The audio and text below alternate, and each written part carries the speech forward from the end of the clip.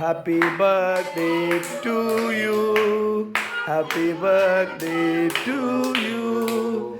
Happy birthday, dear Amchi. Happy birthday to you.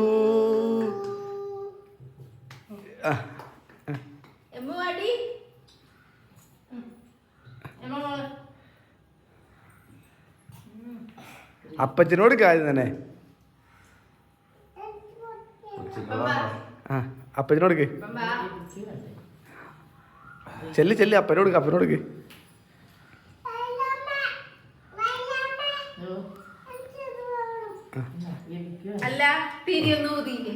Thirivu താണ്ടാണ് ഇരിയല്ലേ best.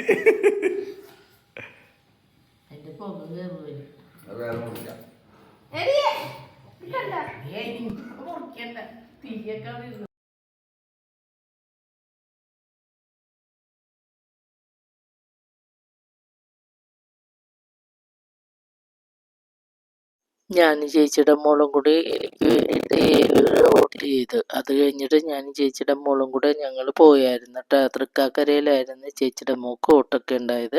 പിന്നെ ഞാനും ചേച്ചിയും മോളും കൂടെയൊക്കെ പോയായിരുന്നു. മേരി മാതാ സ്കൂളിലൊക്കെ പോയിട്ട് വോട്ട് ചെയ്തായിരുന്നു. അപ്പോൾ അവിടെ നല്ല രീതിയിലൊക്കെ ആൾക്കാരൊക്കെ ഉണ്ടായിരുന്നു കേട്ടോ. അപ്പോൾ ഭയങ്കര തിരക്കൊക്കെ ആയത് കാരണം 2 ലൈനായിട്ടായിരുന്നു, സ്ത്രീകളും പുരുഷന്മാരും അങ്ങനെയൊക്കെ ആയിട്ട് 2 ലൈനായിട്ട് ഇരുന്നായിരുന്നു.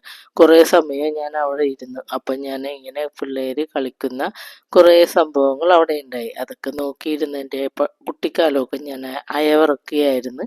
അപ്പോൾ ഇപ്പം ഞാൻ വിചാരിച്ച് എന്തൊരാഗ്രഹം ഒന്നും കൂടെ ഇരുന്നൊന്ന് കറങ്ങാനൊക്കെ.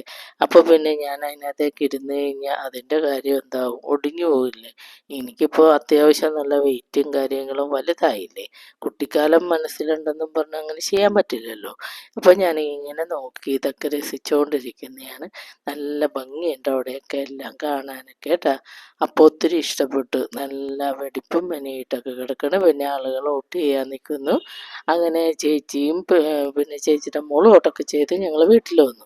അപ്പോൾ നമ്മുടെ കൃഷിയുടെ സംഭവങ്ങളൊക്കെയാണ്. പൈനാപ്പിളൊക്കെ ഉണ്ടായിരുന്നു. പിന്നെ അതുപോലെ തന്നെ വാഴയൊക്കെ കൊലച്ചൊക്കെ ഇങ്ങനെ കിടന്ന് കുറേയൊക്കെ കിളികൾ തിന്ന്. പിന്നെ കുറച്ചൊക്കെ നമുക്ക് കിളികളൊക്കെ കാണാതെ കിടന്ന് വെച്ച കുലകളൊക്കെ നമ്മൾ പറിച്ചൊക്കെ എടുത്തായിരുന്നു. അത്യാവശ്യം മൂപ്പൊക്കെ ആയിട്ടുണ്ട്, പഴുത്തോണ്ടിരിക്കുകയാണ്. പിന്നെ ഉണ്ടല്ലോ ഇപ്പോൾ തെങ്ങൊക്കെ ഭയങ്കര വിലയല്ലേ. തെങ്ങിലൊക്കെ തേങ്ങ കുറവായിരുന്നു. അല്ലെങ്കിൽ തെങ്ങ് കയറിയെന്ന ഒരു മുറി നിറച്ചുണ്ടാവും. ഇപ്പോൾ തെങ്ങ് കയറിയിട്ടുള്ളതാണ്. പിന്നെ പാടത്തെ വിശേഷങ്ങൾ പറയാനില്ല. ചേട്ടനും കൂട്ടരും എല്ലാവരും കൂടെ പാടത്തേക്ക് പോയി. എന്നാൽ പിന്നെ കൃഷി സ്ഥലത്ത് ഒത്തിരി സമയം രാത്രിയൊക്കെ ആകുമ്പോഴാണ് വരുന്നത്. പിന്നെ അവിടെയുള്ള വൈക്കോലും കാര്യങ്ങളൊക്കെയാണ് ഇത്. പിന്നെ എന്താണെന്നറിയാമോ, 22 ഏക്കറിൽ കൃഷി ചെയ്തിട്ട് 8 ഏക്കറോളം നമുക്ക് ന്യൂനമർദ്ദത്തിൽ എന്താ പറയുക 5 ദിവസവും മഴയും കാര്യങ്ങളൊക്കെ ആയപ്പോൾ അത് നശിഞ്ഞു പോയി. പിന്നെ പാടത്തെ കുറേ കിളികളും എല്ലാം വന്ന്, പിന്നെ അതുപോലെ തന്നെ നമ്മുടെ നെല്ലുണ്ടല്ലോ അരിയാക്കി കൊണ്ടുപോകുന്നതിന് ആളുകൾ ഓർഡറൊക്കെ അനുസരിച്ച് വന്ന് മേടിച്ചുകൊണ്ട് പോവുകയാണ്.